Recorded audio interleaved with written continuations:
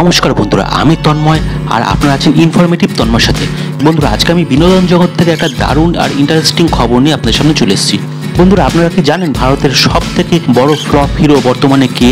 হ্যাঁ বন্ধুরা, তিনি হ্যান্ডসাম, মহিলাদের চোখের মণি, সিনেমা পরিবারের তিনি, বাবা ঠাকুরদা বলিউডের হেভিওয়েট। কিন্তু তবু এই বলি হিরোর কেরিয়ার হালে পানি পেল না এখনো। গোটা কেরিয়ারেই শুনুন ফ্লপ ছবি। বলা হয় ইনি নাকি ভারতের সব থেকে বড় ফ্লপ হিরো। বন্ধুরা, বলুন তো আমি কার কথা বলছি এখন? 80-র দশকে শিশু অভিনেতা হিসাবে কাজ করা শুরু করেছিলেন তিনি। 2007 সালে বলিউডের হিরো হিসাবে তিনি আত্মপ্রকাশ করেন, কিন্তু হিন্দি ফিল্ম জগতের এই নায়কের কেরিয়ার এগোতে আর পারল না। শেষ পর্যন্ত বড় পর্দা থেকে নিজেকে সরিয়ে নিলেন তিনি। আমি বলছি নীল নিতিন মুকেশের কথা।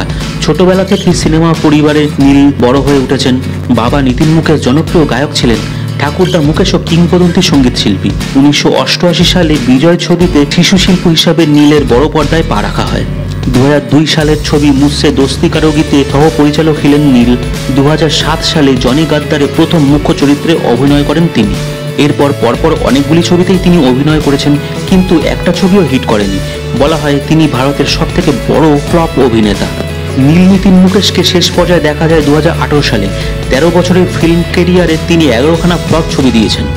গোটা কেরিয়ারে নীলের মাত্র 3টে ছবি হিট করেছিল। 2009 সালের নিউ ইয়র্ক, 2015 সালের প্রেম রতন ধন পায়ো ও গোলমাল এগেইন।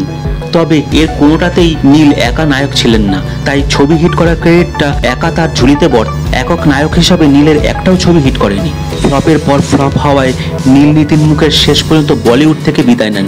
সূত্রের খবর, তার নিজস্ব প্রযোজনা সংস্থা আছে। অভিনেতার মোট সম্পত্তির পরিমাণ 40 কোটি।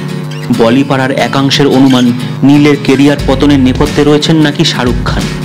তারকায় ভরা এক অনুষ্ঠানে নীলকে শাহরুখ একটি প্রশ্ন করায় বলিউডের বাদশাকে সকলের সামনে চুপ করতে বলেন নীল।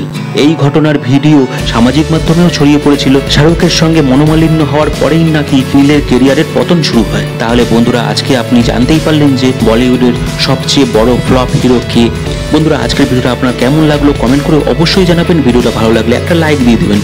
চ্যানেলে নতুন হলে চ্যানেলটা সাবস্ক্রাইব করে নিয়ে বেল আইকনটাকে অন করে দেবেন। তাহলেই আমার পরবর্তী সমস্ত ভিডিওর আপডেট আর নোটিফিকেশন চট করে আপনাদের মোবাইল স্ক্রিনে পৌঁছে যাবে। বন্ধুরা, আজকের মতো আমি এই ভিডিওটাকে এখানেই শেষ করলাম। পরবর্তী দিনে বলিউড সংক্রান্ত আরও অনেক নানান ইন্টারেস্টিং ভিডিও নিয়ে আপনাদের সামনে চলে আসবো। ভালো থাকবেন, সুস্থ থাকবেন। জয় হিন্দ, জয় ভারত।